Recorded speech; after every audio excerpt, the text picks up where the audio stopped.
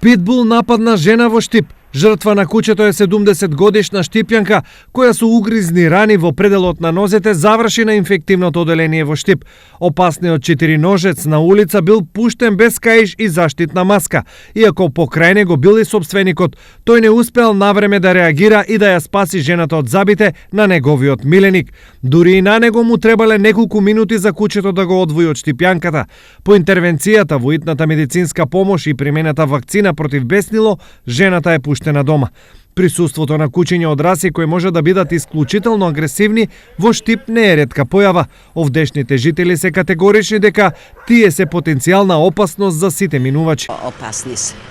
И мене тука ја стално шетам, две кучиња, ама на кај мене се ондеја, мислам срцето ми престане. Стварно и многу ги има. Навечер кога почне да лаат, тоа е страшно. Таму има по градот Синки, како да ти кажем, повеќе од деца ги има. Многу се плашам. Маски мора да се унишите се, какви маски. Никој ништо не предима. Последниот напад врз штипјанката е пријавен во полиција, инаку казните за шетање на миленици кои се сметаат за опасни, без заштитна маска и каиш се движат од 100 до 400 евра. Инаку, од почетокот на годината досега, на инфективното оделение интервениране на околу 10 случаи на укасување од куќа.